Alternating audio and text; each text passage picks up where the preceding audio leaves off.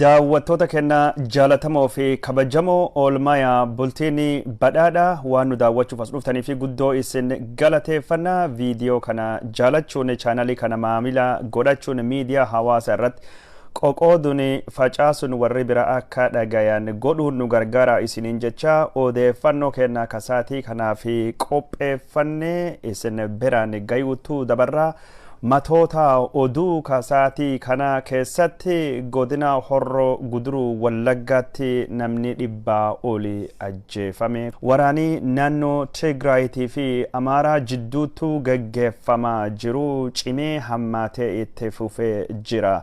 Ameerikaaf Itoophiyaa jidduutti walitti bu'iinsa fi waldhabii dippiloomaasii hammaachaa dhufee jira. Ameerikaan hoggana waraana Eertiraa waliigala Jeneraal Filiphos Walde Yohannes irratti qoqqobbii seera Magnitskii jedhamuun buustee jirti.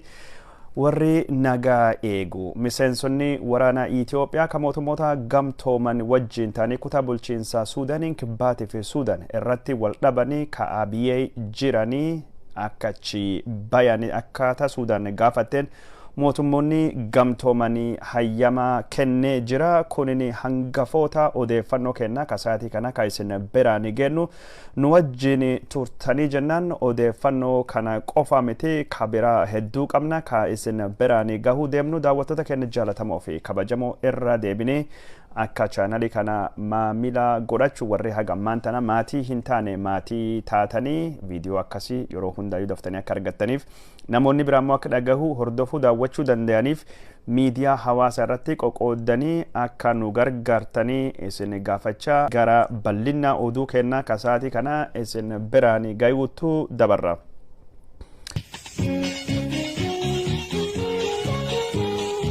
Hogganaani waraana bilisummaa Oromoo Jaalmarroo fi ittaanaan isaa miidiyaa arrata bilisummaa jedhamu irrattu gaafii fi deebii godhanii jirani.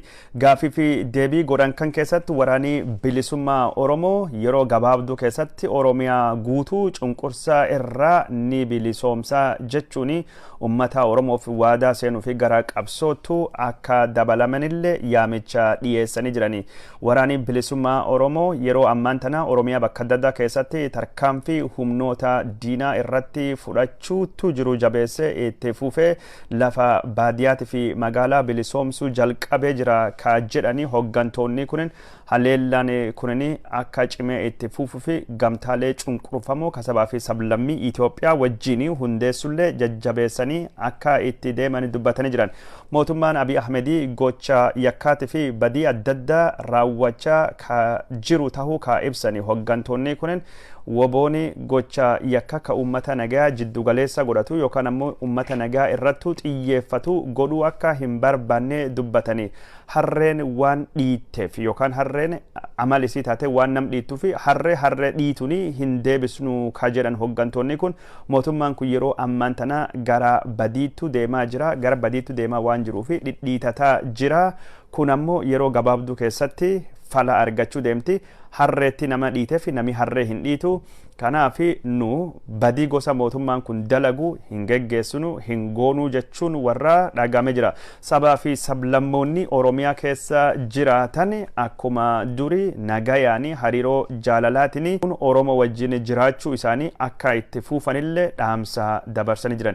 Hojjettoonni mootummaa keessa hojjetanii warri gulantaa jiddugaleessaa fi gulantaa gadaanaa jiru woboon xiyyeeffannaa waa takka isinirratti hin godhu isin hin miidhu.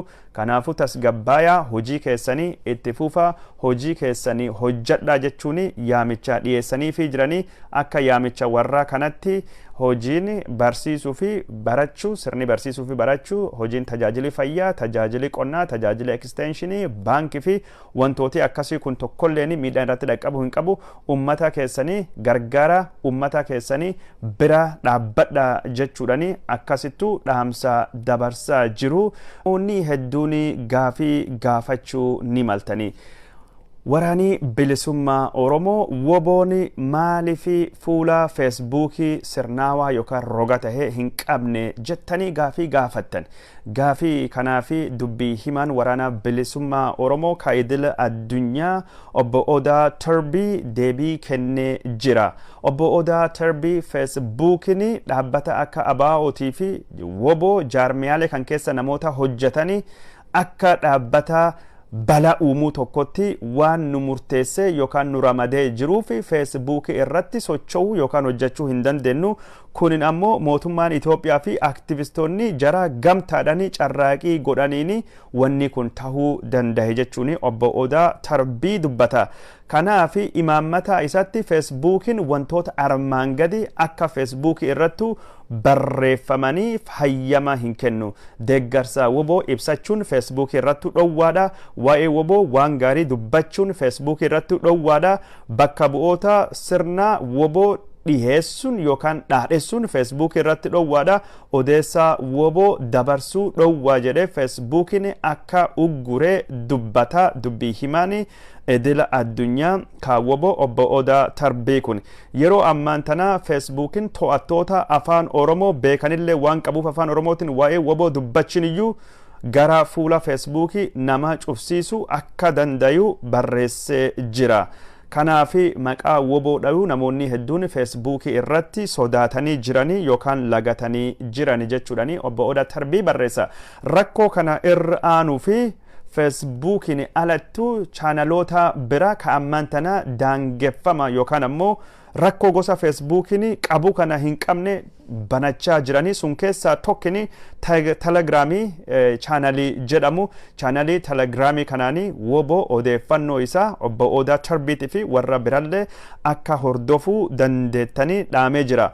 Yeroo murteessaa kanatti Oromoon miidiyaalee fi masariitii isa hin deeggarre irraa gara miidiyaa qabsoo Oromoo hin daangessine yookaan hin ittisnetti godaanuun barbaachisaa akka tahillee dubbatee jira obbo Odaa Tarbii.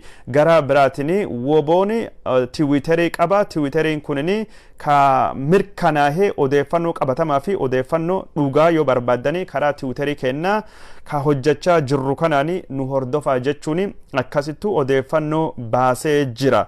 Odeeffannoo kanaani walittu qabatee yeroo ammaan tana addunyaa kan keessatti odeeffannoon humna guddaadha. Odeeffannoo faffacaasaa jiran kan keessatti Oromoon duubatti hafuu akka hin qabne Oromoon gurmaahee ijaaramee dirree ololaa dirree odeeffannoo facaasuu keessatti akka gamtaan dhaabbachuu qabu yaamicha dabarsee jira. Odeeffannoon obbo Odaa Tarbii barreesse kunini akka malee dhugaa qabatama. Aktivistoonni Oromoo miidiyaa kiyya dabalatee feesbuukii irratti waa tokko dabarsuu hin dandeenyu. Kun uggurii ji'a 3 olee darbee ammaan tana narrattu dabarfamee jira. Wanni uggurii kun dabarfamee fi keessa gaafa tokko gaafa jalqaba feesbuukii fi yuutuubii irratti sagantaa hojjanneen filannoo mootummaan Abiy Ahmedii geggeessu filannoo sirna nafxanyaa dullacha Oromoo irratti deebisu woboon harka maratee hilaaluu ka jennu san akkam akkas jettanii woboo dhaadheessuudha. Dhaabbata yakka jedhamee nurratti cufame. Karaa biraatiin ammoo odeeffannoo bira qeerroon Oromoo lakkoofsa baay'een waraana bilisummaa Oromootu dabalamaa jira ka jedhutti cufsiise. Ka sadaffaa kadhiyoo kan cufsiise mootummaa Abiy Ahmedii irraa fala eeguun dhala gaangee eeguudha.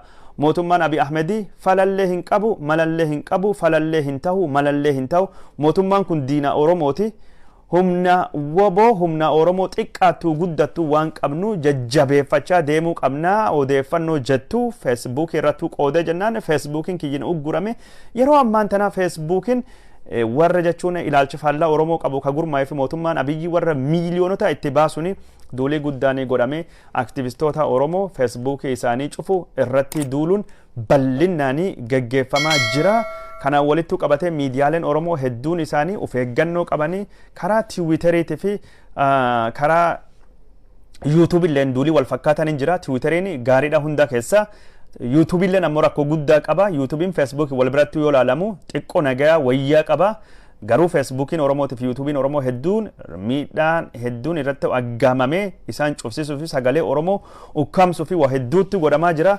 Oromooni gulantaa addunyaa jirtu wal bira dhaabbachuuni waan gos kana maseensu waan gos kana kolaasuu irratti hojjechuu akka qabnu irratti xiyyeeffannee hojjechuu akka qabnu kanaan beekamuu qaba asirratti beekamuu qaba.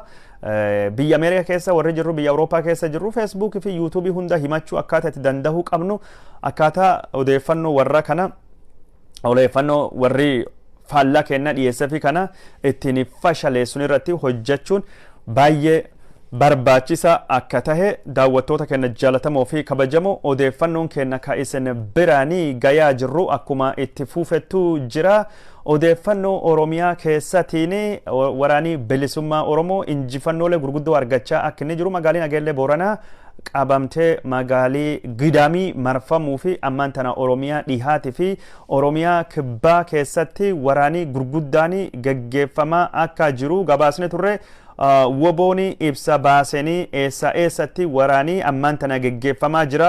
Injifannoon inni argate maal fakkaataa ibsa jedhu nu biraan gahee jira. Odeeffannoo woboo kana gurra isin habuusnuti duula haga 22tu gaggeeffameen wobooni godina Gujii lixatti ana Bulee Horaa Malkaa Sooddaa Galaana fi sorroo barguda aanaalee jedhamani yeroo ammaan tana guututti to'atee jira. Gujii baha keessatti aanaa Gumii Eldalleetu fi aanaa Liibanii akka to'ate aanaa Liibanii qarqara magaalaa Nageelleetu gandoota argaman gandoota akka Bulbulii, Dhaqaqalla, Mugaayoo, Booba, Simintoo fi ka akka Goobichaa, Qarsaa naannolee kakkan bitatta akka to'ate ammaan tana Nageellee Booranaa karaa hedduuni haleellaa irratti dhaqqabse akka to'atellee addeessee jira. Aanaa Gooroo Doolaa godina Gujii baha ka magaalisi guddoon Arqalloo aanaa kallee to'atee jira. Aanaa Sabbaa Boruullee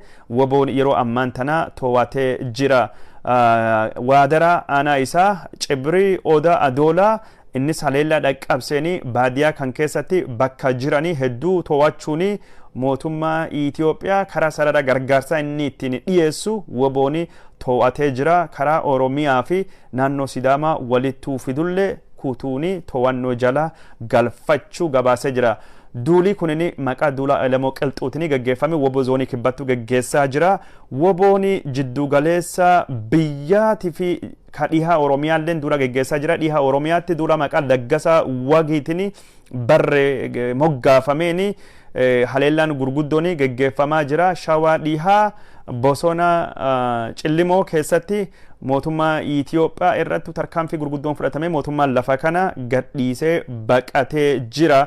Wallagga Horroo Guduruu keessatti haleellaa fudhatameen Abbaay Coomman aananni sun guutumaa guututti to'atamtee jira.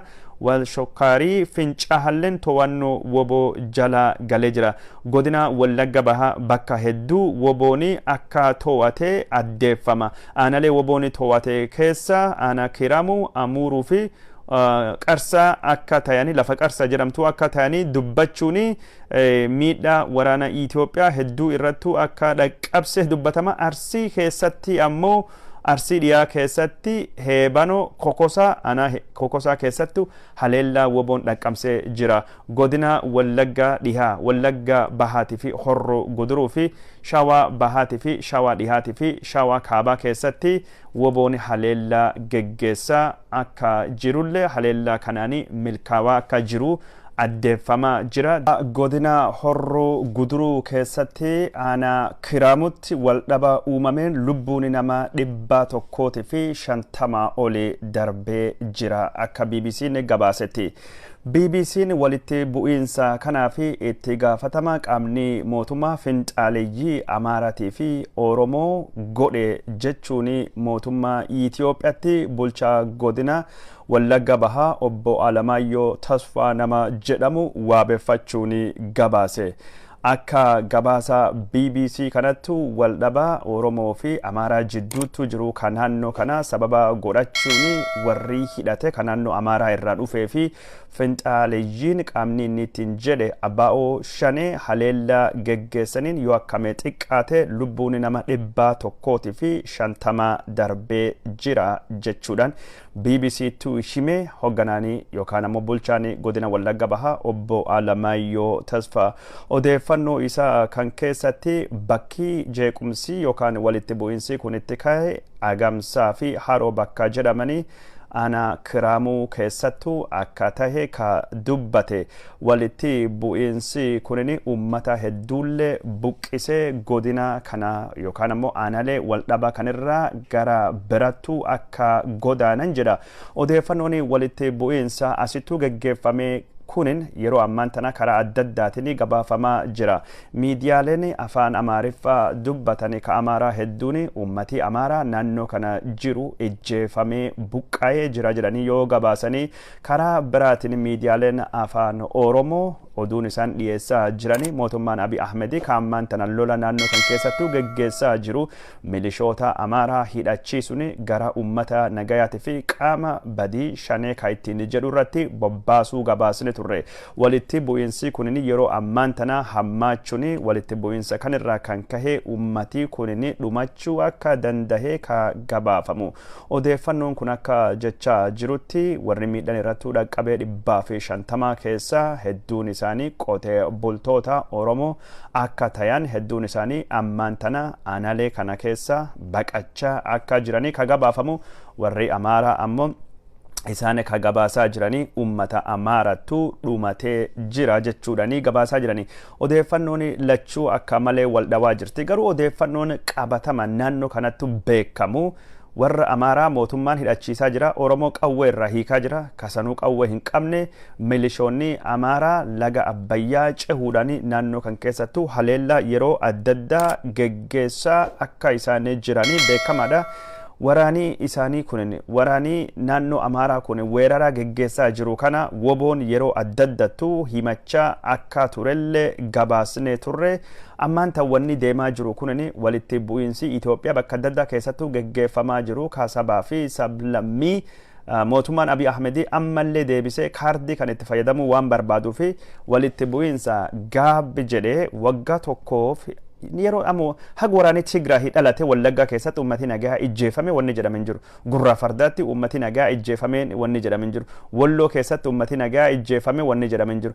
Ammaan tana milishoonni naannoo Amaaraa lafa Tigraay irraa ristii deeffannaa Oromiyaa irraa ristii deeffannaa waraana jedhane kana kallattii adda addaatiin Oromiyaa keessattuu geggeessaa jiranii godina Shawaa Bahaa, godina Horroo Guduruu, godina Qellamiitii fi Shawaa Kaabatiin waraana banaa jiran kana cimsanii itti fufaa akka jiranii ka hubachaa jirru. Kana odeeffannoon ammaan tana jirtu ummata ijjeefame kana gayaa jedhamu kana ummati nagaa meeqa hidhattoonni Amaaraa meeqa yookaan hidhattoonni qaama biraa ka achi keessa jiranii odeeffannoon jettu hin beekamu. Garuu miidiyaan kanaa fi miidiyaan biralleen weerarii guddaanii torbaanotaa fi naannoo kanattu naannoo Amaaraa irraa geggeeffamaa jiraachuu gabaasaa turre. Waraana bilisummaa Oromootii fi gamtaa humnoonni ittisa Tigraay mallatteessanii addii bilisa Sidaamaa itti dabalamee jira. Kunini mootummaa Abiy Ahmed biratti sodaa guddaa uumuun isaa dhagahamee jira. Waraanni naannoo Tigraay fi naannoo Amaaraa jabaatee itti fufee jira. Humnoonni warra Tigraay ammaan tana Gondariitu dhiyaannee haleellaa banaa jirra yoo jedhan mootummaan Abiy Ahmed karaa Gondarii kibbaatiin injifannoolee gurguddoo argachaa jirra jechaa jira. Gara biraatiin ammoo gara Walloo Kaabatilleen injifannoo argachaa jirra jedhe mootummaan Amaaraatii fi Abiy Ahmed dubbachaa jirullee aktivistoonni Walloo kalafirra jiranii warri Tigraay injifannoo gurguddaa argachaa jira. Raayyaan ittisa biyyaa Shiraan meeshaa warra Tigraayitii fi kenne lafa gadhiisee duubattu deebi'ee yookaan ammoo baqachaa jiran jechuudhani akkasittuu addeessaa jirani. Gootummaan milishoota Amaaraa warri qawweenii meeshaa waraana taankii booji'uu warri dhakaanii meeshaa gurguddaa booji'uu ammallee karaa miidiyaa Amaaraatiin kijibii warra ittuma fufaa jira. Warra bombii darbatamee qilleensa irratti qabee diinaan barbadeessu warra taankii harkaanii booji'uu taankii afaan qabee harkaanii dhuka'uu dhowwuu qotee bultoota qonna caalaa dhukaasuu beekanii jechuudhani waan adda addaa waan ammaan tan dargaggeessa onnachiisanii gara ibiddaa ittiin oofuu kana haasawaa jiranii. Gara biraatiin ammoo humnoonni naannoo Tigraayitii fi Amaaraa wal waraanaa jiran keessa dargaggeessa Oromoo ibiddaa qoraan waraanaa kan godhuu fi beeraawii oofaa jiraachuun isaanii cimee itti fufee jira. Oduu odeeffannoo warra Tigraayitiin walitti qabatee mootummaan Turkii ka Recep Tayyip Erdogan akka mootummaa Abiy Ahmediitii fi diroonotaa fi meeshaa waraanaa hin gargaarre duulii Tiwiitarii banamee jira. Akka odeeffannoon Tiwiitarii irraa dhufaa jirtu maddeen amanamoo waabeffatanii gabaasaa jiranitti magaalaa Turkii Jorgu jedhamtu irra sararri qilleensa Itoophiyaa meeshaa waraanaa diroonota ta'uu danda'anii fa'ee gara Finfinneetti kalee galgala deebi'ee jira. Mootummaan Turkii mootummaa Abbaa Irree ka Abiy Ahmedii ka duguuggaa sanyii raawwachaa jira, badii dhaqqabsaa jira, uummata Tigraahii balleessaa jiru, gargaaruu hin qabu. Tarkiin miseensa neetoti warri neetotii fi Ameerikaaf gamtaan Awurooppaa dhiibbaa irratti godhuu qaba jechuun akkasittuu duula kana godhaa jirani. Mootummaan Ameerikaa hoogganaa waraanaa Eertiraa ka waliigalaa Jeneraal Filiphos Walda Yohaannis irratti qoqqobbii seeraa Magnitsky Actii jedhamuun dhaqqabsee jira. Magnitsky Actiin kun tarkaanfii irraa ka oole Filiphos Walda Yohaannis Tigraahii keessatti waraana isa bobbaasuun gocha yakkoota mirgoota ilmaan namaa hamaama waan hojjateefi jechuun Ameerikaan gocha gos kana adabduu malee bira darbuu waan hin qabnee fi tarkaanfiin kun fudhatamee jechuudhani akkasittuu mootummaan Ameerikaa ibsa baasee jira. Eertiraan mootummaan Ameerikaa badii tokko malee maqaa balleessi miidiyaa hawaasaatiin tarkaanfii kan fudhate tarkaanfii kana qormaatii geggeeffamee sirreeffamuu qaba yookaan Eertiraan tarkaanfii mataa ofii fudhachuu fi dirqamti jechuun ibsa baasee jira. Gara biraatiin mootummaan Ameerikaatii fi gamtaan Awurooppaa Eertiraan waraanisii deebistee Tigraahii keessatti bobbaasuun guddoo nu yaaddessaa jiranii mootummaan Abiy Ahmedii hagayya 17 bara 2020 odoo gara Tarkii deemaa jiru Asmaraattuu goree Isaayyaasiin wal argartaan sun karaa miidiyaa Itoophiyaatiin hin labsamne garuu waraanii Eertiraa deebi'ee gara Itoophiyaatti akka bobba'u gaafachuu fi ammaan tana waraanii Tigraahii keessa seenee ka Eertiraa Humaraa irraa gara Addigraatii akka duuluu dandayu sodaattu jira. Waraanii Eertiraa kuma hedduu waraanii Amaaraatii fi Abiyyi bakka baqatan san deebisanii qabachaa jiranii jechuudhani dubbatamaa jira. Odeeffannoo gara biraatiin ammoo mootummaa Ameerikaatii fi mootummaa Abiy Ahmedii jidduutti waldhabii dippiloomaasii hammaachaa jira. Gargaarsa namooma warra Tigraahii ka waraanaa jiruu fi dhiyeessaa jira. Maqaa gargaarsa namoomaatiin midhaan warraa kennaa jira, nyaata warraa kennaa jira. Hidhattoonni naannoo Tigraahii ka kanaan dura mootummaan Abiy Ahmedii dargaggeessaa hashiishii kennanii jecha himataa ture. Ammaan tana hashiishii miti meeshaa waraanaa wajjini nyaata humna namaa kennanii ka Ameerikaan kennitee fi harkattuu qabnee jirra. Gargaarsa nyaata Ameerikaa irraa argachaa jiran jechuudhani dubbatanii jiran. Mootummaan Ameerikaa gargaarsa watakka riphee loltoota yookaan warra lolaa keessattuu hirmaataa kennaa jiru. Midhaan yeroo gara hatamuu danda'anii uummata Itoophiyaa miliyoonii 7 nyaachisaa jirra. Uummata Itoophiyaa beelawaa miliyoonii 7 gargaaraa jira jechuudhani embaasiin Ameerikaa ka Finfinneetti argamu dubbatee jira.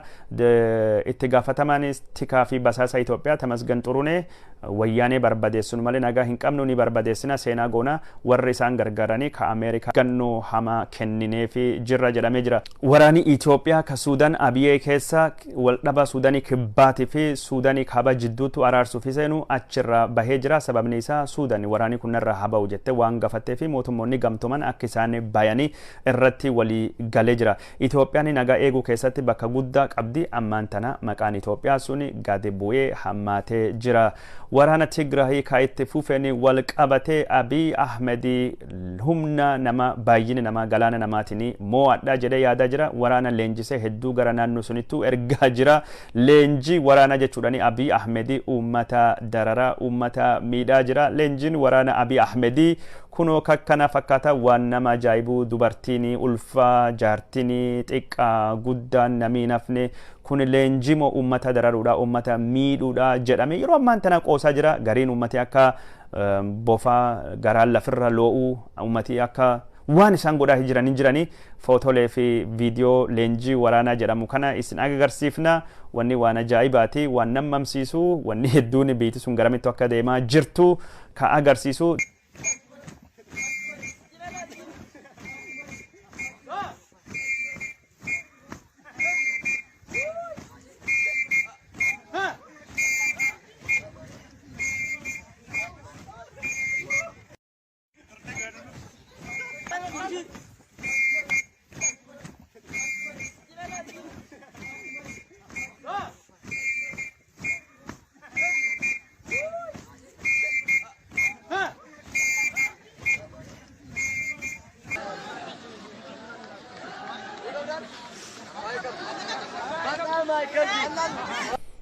daawwattoota keenya jaalatamoo fi kabajamoo waan nu daawwachaa turtaniif hedduu isin galateeffannaa suuraalee fi viidiyoo leenjii waraana suniin akka kokkofaltanillee abdachaa sagantaan keenya kasaatii kana qoqooduni faffacaasuun miidiyaa hawaasa biratti waliin gayuun jaalachuun akkasumas maamila nu godhachuu waan nu gargaartaniif guddoo isin galateeffannaa sagantaa tokko qopheessinee jirra viidiyoo kanattu aansine isin dhiyeessina kaammaan tana hagasuma nagaatti guyyaa gaarii.